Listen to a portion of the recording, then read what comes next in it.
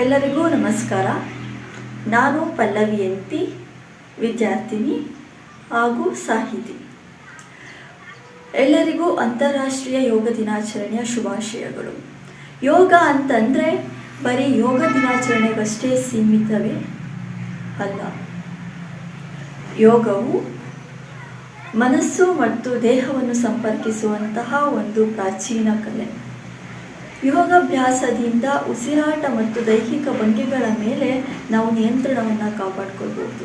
ಜೊತೆಗೆ ಒತ್ತಡ ಮತ್ತು ಆತಂಕವನ್ನು ಸಹ ಕಡಿಮೆ ಮಾಡಿಕೊಳ್ಳುವಲ್ಲಿ ಯೋಗಾಭ್ಯಾಸದಿಂದ ಸಾಧ್ಯ. ಯೋಗವು ಭಾರತದಲ್ಲಿ ಹುಟ್ಟಿಕೊಂಡಂತಹ ಸುಮಾರು 5,000 ವರ್ಷ ಹಳೆಯದಾದಂತಹ ಒಂದು ಪ್ರಾಚೀನ ಕಲೆಯಾಗಿದೆ. ಇದರಿಂದ ಆಗುವ ಪ್ರಯೋಜನದ ಕುರಿತಾಗಿ ವಿಶ್ವಸಂಸ್ಥೆಯಲ್ಲಿ ಧ್ವನಿ ಎತ್ತಿ ವಿಶ್ವಕ್ಕೆ ಪರಿಚಯಿಸಲು ಮುಂದಾಗಿದ್ದು ನಮ್ಮ ಭಾರತದ ಪ್ರಧಾನಿ ಶ್ರೀ ನರೇಂದ್ರ ಮೋದಿಜಿಯವರು.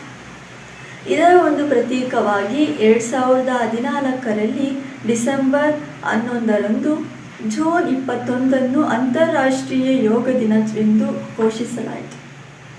ನಂತರದ ಪ್ರತಿ ವರ್ಷ ಜೂನ್ 21 ಅಂತಾರಾಷ್ಟ್ರೀಯ ಯೋಗ ದಿನವಾಗಿ ಆಚರಿಸಿಕೊಂಡು ಬರಲಾಗ್ತಿದೆ. ಈಗ ಯೋಗವು ಇಡೀ ಜಗತ್ತಿನಲ್ಲಿ ತನ್ನ ದಾರಿಯನ್ನು ಕಂಡುಕೊಂಡು ಮತ್ತು ಯೋಗದಿಂದ ಆಗುತ್ತಿರುವಂತಹ ಬೆಂಬಲವನ್ನು ಕಂಡು ಪ್ರಪಂಚದಾದ್ಯಂತ ಜನರು ತಮ್ಮ ಉತ್ತಮ ಆರೋಗ್ಯಕ್ಕಾಗಿ ಯೋಗವನ್ನು ಸಹ ಮಾಡುತ್ತಿದ್ದಾರೆ. ಶಾಂತಿ, ನೆಮ್ಮದಿ, ಉತ್ಸಾಹ ಮತ್ತು ಉಲ್ಲಾಸಕರವಾದ ಜೀವನಕ್ಕೂ ಸಹ ಯೋಗ ಸಹಕಾರಿ.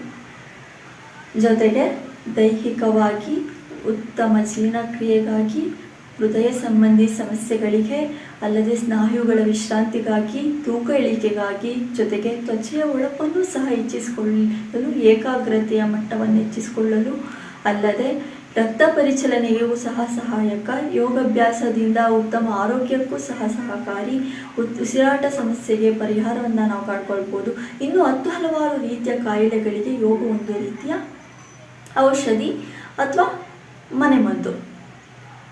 ಈ ಒಂದು ಇಂಗ್ಲಿಷ್ ಮೆಡಿಸಿನ್ ಸೇವನೆಯಿಂದ ನಮ್ಮ ಜೀವಾವಧಿಯನ್ನು ಕಡಿಮೆ ಮಾಡಿಕೊಳ್ಳುವ ಬದಲು ಈ ಯೋಗಾಭ್ಯಾಸವನ್ನು ಮಾಡಿಕೊಂಡು ನಮ್ಮ ಜೀವಾವಧಿಯನ್ನು ಸಹ ಹೆಚ್ಚಿಸಿಕೊಳ್ಬೋದು.